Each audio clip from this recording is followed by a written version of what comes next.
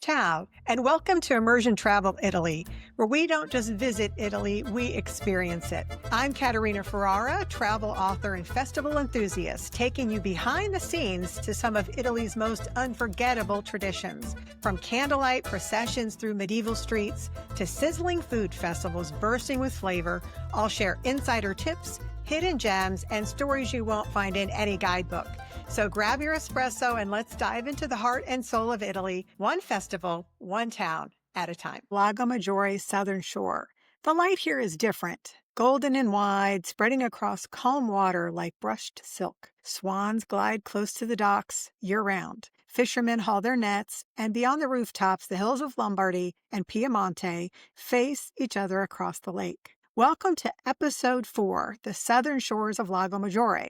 I'm Katerina Ferrara, and today we'll explore the twin towns that guard the lake's southern gateway, Arona on the Piedmont side and Angera on the Lombard shore. These two historic rivals have watched centuries unfold across the water, their castles and churches holding stories of faith, power, and the timeless rhythm of the lake. Starting in Arona, just 1 hour by train from Milan, making it a perfect getaway to Lago Maggiore.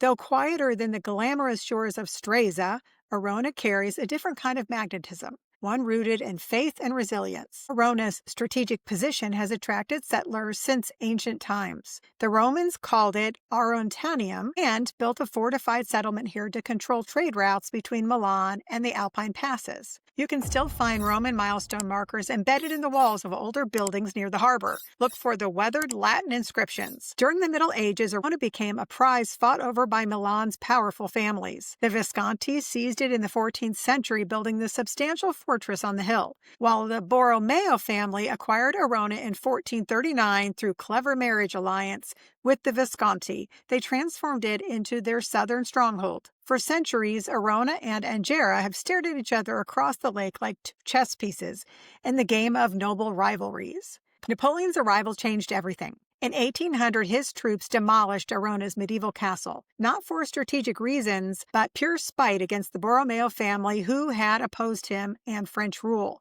They used explosives to reduce the fortress to rubble, leaving only foundation stones that you can still explore in the park above the town. Ironically, this destruction created one of Arona's most peaceful spots, where the castle once bristled with weapons. Families now picnic among the wildflowers. In 1538, a child was born into the noble Borromeo family. Yes, the same family whose islands we explored in earlier episodes. That child was Carlo Borromeo, and he would become one of the most important figures of the Catholic Counter-Reformation. As Archbishop of Milan during the devastating plague of 1576, he walked fearlessly among the sick, organizing care and feeding the hungry. His courage earned him sainthood, and Arona became a pilgrimage site. Rising on a hill above Arona stands the Colossus of San Carlo Borromeo, or as the locals affectionately call it, Sancarlone. Built between 1614 and 1698, this bronze and copper giant stands 35 meters tall. That's over 115 feet. For centuries, it was one of the tallest statues in the world and directly inspired the Statue of Liberty. Here's my insider tip.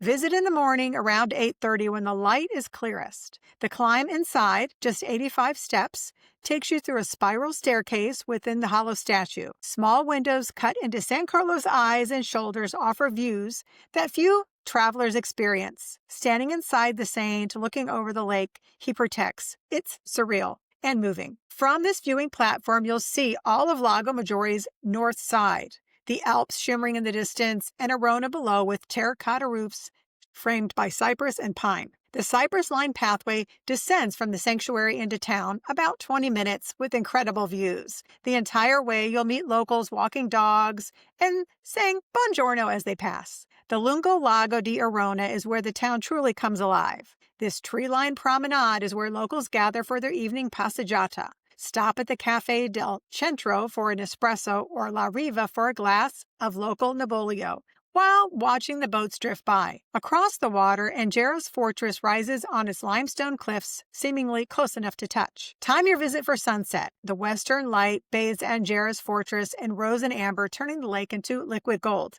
It's one of Italy's most photogenic spots, yet surprisingly uncrowded. Visit on Sunday for open-air markets along the promenade.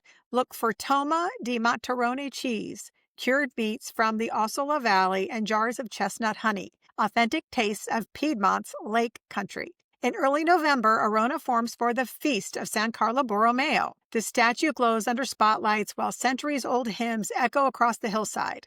You can actually see this on my Instagram. I have some videos. Processions wind through medieval streets, and local farmers gather at the sanctuary, lighting candles and leaving handwritten prayers. Even non-religious visitors find this moving. September brings the Sagra del Pesce, or the Fish Festival, when the waterfront fills with stalls grilling fish like perch, whitefish, and pike. Pair your plate with a local wine produced in the nearby hills and rarely found outside of the region. A 15-minute ferry ride will bring us across to Angera on the Lombard shore. If Arona is about faith and San Carlo Borromeo, Angera is about power, embodied in its magnificent Rocca di Angera, one of Italy's best-preserved medieval fortresses. Angera's history reaches back even further than Arona's. The Romans built Angera on this limestone outcrop in the 1st century BC, recognizing it as a perfect defensive position. Archaeological digs have uncovered Roman walls, coins, and even a small temple to Minerva beneath the fortress. The Roman historian Pliny the Younger, who witnessed Pompeii and the volcano, mentions stopping here on his journeys between Milan and the northern provinces. The Lombards fortified the hill in the 7th century, but Angera's golden age began when Archbishop Ottone Visconti conquered it in 1277.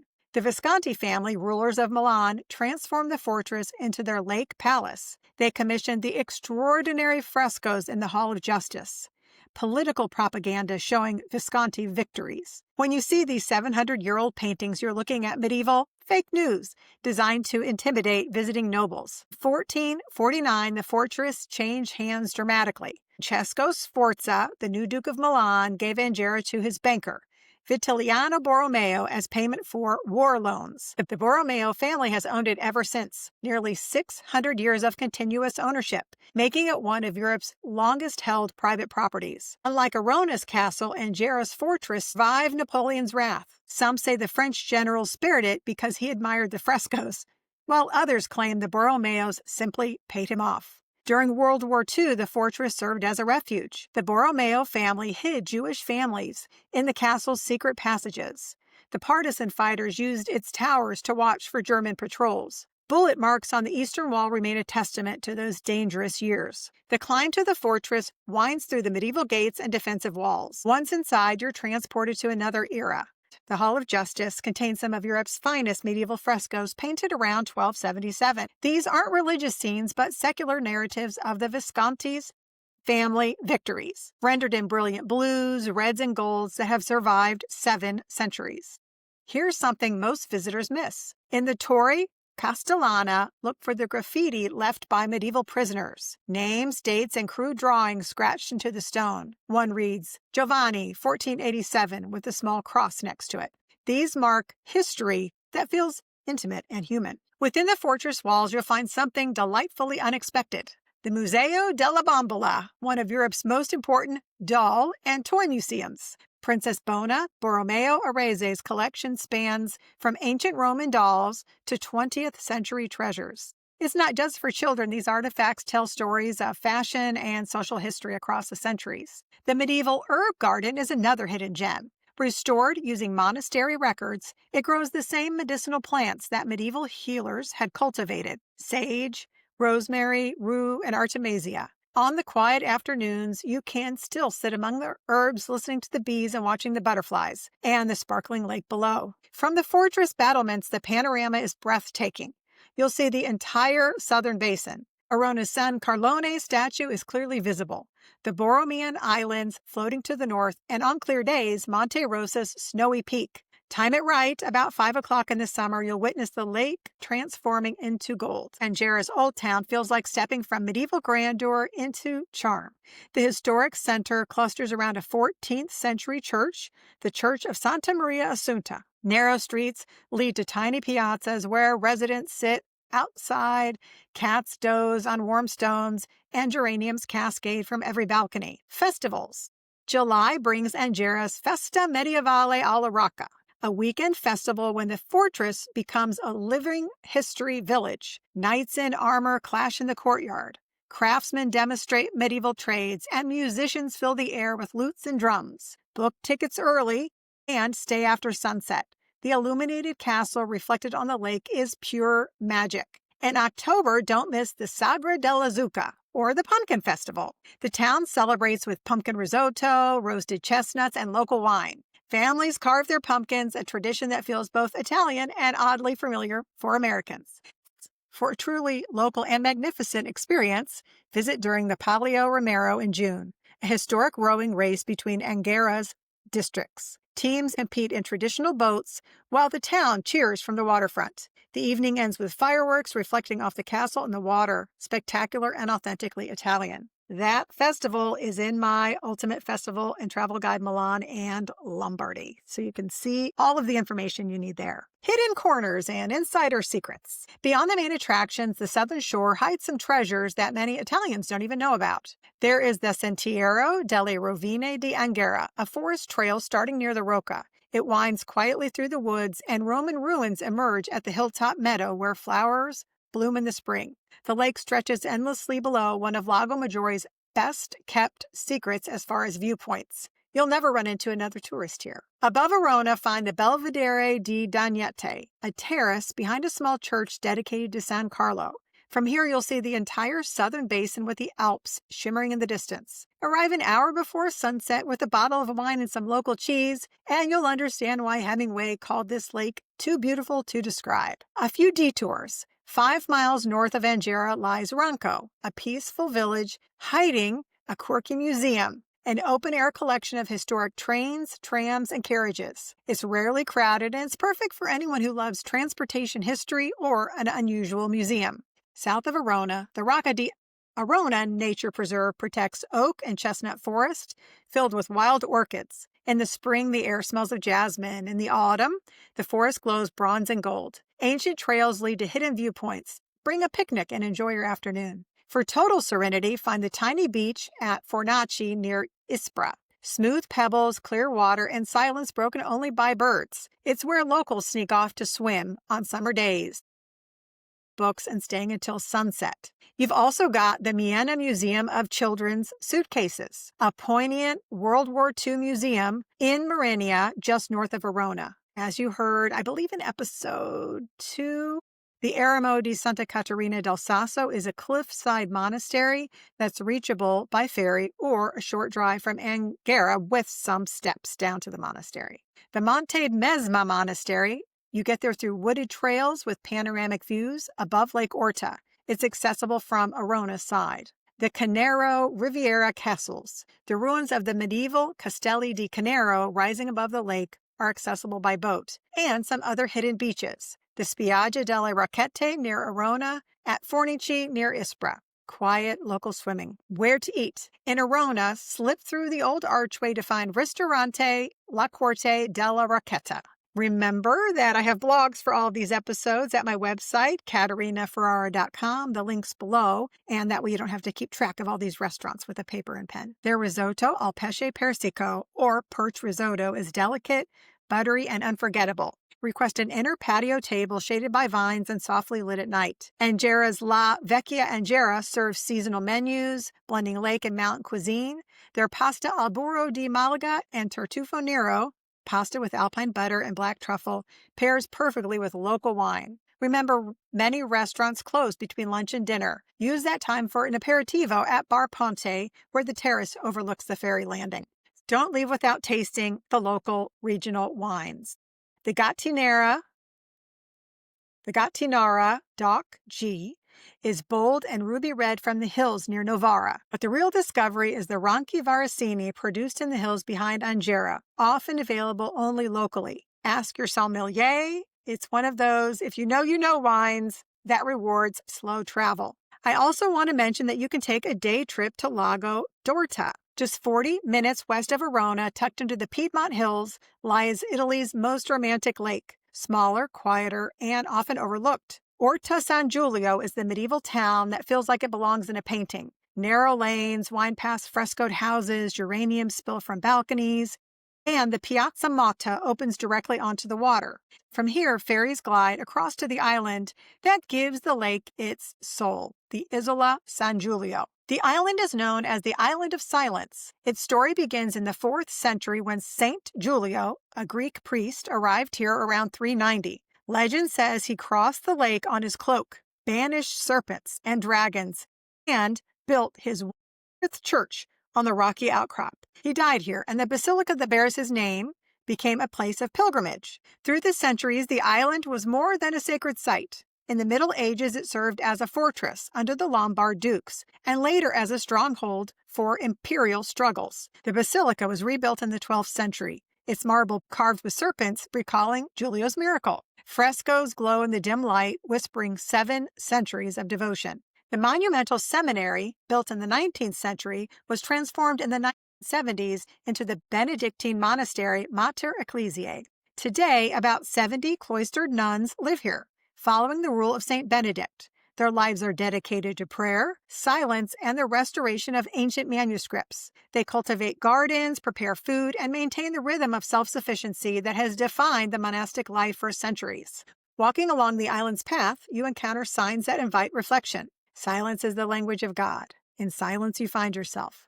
The Way of Silence, also called the Way of Meditation, guide visitors around the island, encouraging not sightseeing but listening. It's a place where history, faith, and daily life blend seamlessly, and where the lake itself seems to guard the rhythm of prayer. Above Orta San Giulio stands the Sacramonte di Orta, a UNESCO World Heritage Site. My husband Mike and I enjoyed this wooded hillside dotted with 20 chapels built between the 16th and 18th centuries, each depicting scenes from the life of St. Francis of Assisi. Walking the trail feels like a pilgrimage through art and nature. Frescoes glowing in the soft light, birdsong echoing through the chestnut trees, and beautiful views of the lake below. For those who linger, there are hidden detours. If you want to get to Lago d'Orta from Arona, it's about 25 kilometers. From Angera, it's about 40 or 50 minutes. Cars are restricted in Orta's historic center. You'll use the Parcheggio Orta Centro, a multi-level lot above the town, near the Villa Crespi. From there, it's a short walk or shuttle ride into Piazza Motta. Ferries to Isola San Giulio are every 15 minutes. They're not large ferries, they're more like taxi boats. Stay at Lago d'Orta is a reminder that Italy's lakes are not all about spectacle, but also about silence. Here, faith whispers through chapels, water carries centuries of reflection, and the island invites you to listen more. It's a perfect counterpoint to Lago Maggiore's southern shores, and it's one of my favorite spots in Italy. As evening settles over Lago Maggiore's southern shores, the ferry glides between Arona and Angera, following the route shaped by centuries of life along the lake. The great Sancarlone stands watch above the hills, and the Rocca Borromeo catches the final glow of the day. Bells drift across the water, and cafes begin to fill as neighbors share one last aperitivo. Here on the southern edge of the lake, you'll find world history living side by side with everyday life. Markets spill into the streets, ancient fortresses rise above gentle harbors, and the rhythms of the lake create harmony that feels both familiar and alive. Traveling here is not about racing from one side to the other. It's about experiencing the lake as it truly is, watching the shoreline shift in the evening light, stepping into a colossal statue, wandering through medieval courtyards, and tasting the lake fish. Lago Maggiore reveals itself moment by moment, offering beauty that feels both intimate and unforgettable. I'm Katerina Ferrara, and this has been episode 4 of our Lago Maggiore series. Join me for episode 5, our grand finale, where we'll explore the adventures, activities, and unforgettable experiences that make this lake one of Italy's most beloved destinations. Until next week, ciao. If you enjoyed today's episode, there's even more to explore at KaterinaFerrara.com. Discover the towns, festivals, and secret spots featured on this show, read Katerina's latest blogs, and sign up for Katerina's free Travel Italy newsletter, your monthly insider guide to Italy's most unforgettable experiences. Be sure to like, subscribe, and share so more travelers can experience the beauty of Italy's festivals and traditions. Follow on Instagram at Immersion Travel Italy to see the real-life towns and celebrations behind every episode and guidebook. And for those planning a trip, find Katerina's ultimate festival and travel guides, covering Venice and the Veneto, Rome and beyond, Milan, the Italian lakes and Lombardy, Puglia, and Sicily, with more guides coming in the future. A total of 22 regional guides and 2 special event editions are planned, capturing every corner of Italy through its culture, history, and celebrations. Immersion Travel Italy. Experience the heart of Italy, one celebration at a time.